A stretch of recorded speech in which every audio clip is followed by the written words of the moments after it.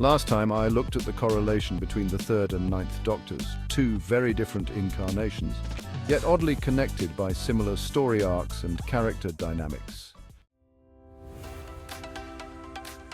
Now it's time to dive into two of the most widely considered favourites in the franchise, the fourth and 10th Doctors.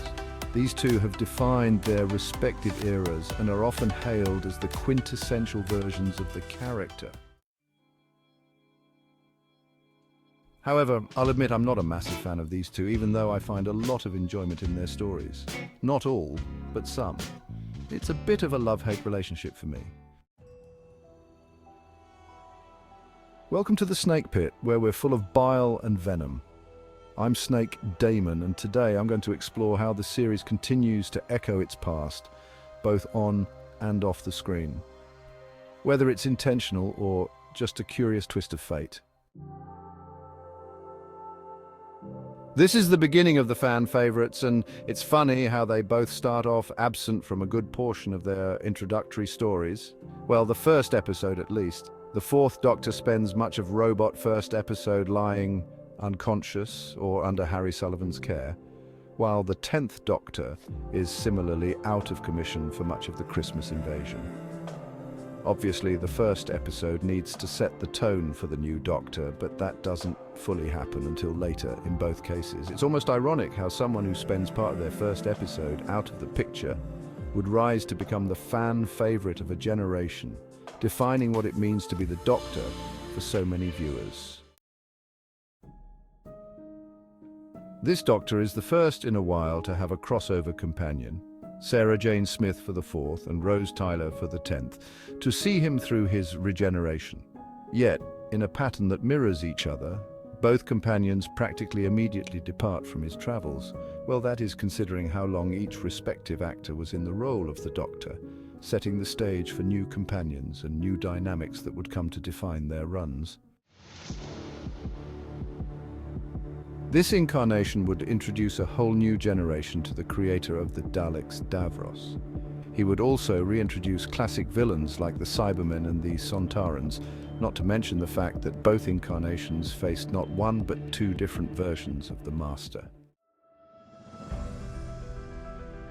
And of course, there was the long overdue return of the Time Lords, who had been largely absent from the series for years.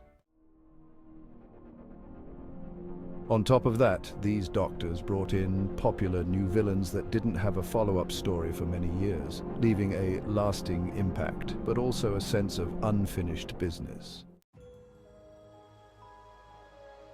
This Doctor had to take on ancient threats from the Dark Times, a recurring theme that tied both eras together in a way that seemed almost preordained.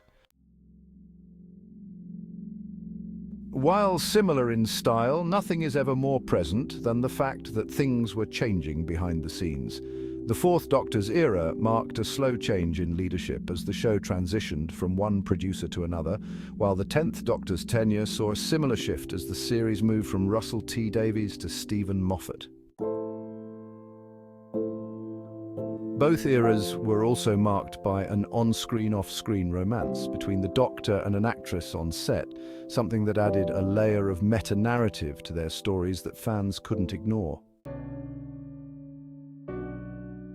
This Doctor would meet his end after a fall from a great height, while facing off against the Master, each Doctor in a scenario that perfectly encapsulated their era's themes and style. Whether it's the gothic horror of the fourth Doctor's fall or the grand emotional farewell of the 10th, these moments are etched in the memories of fans for different reasons, but both are undeniably iconic. For me, this is an era of Doctor Who I can enjoy, but the stories I actually love are so few that it's really hit and miss. The highs are incredibly high, but the lows are, well, pretty low.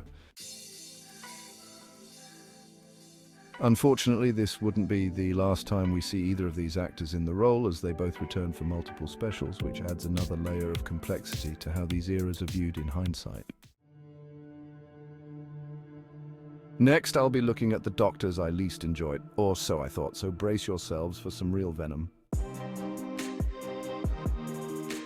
Until then, I'm Snake Demon, and this has been the Snake Pit. Don't forget to subscribe and hit that bell, like the video, and leave your opinions in the comments, where I won't read them.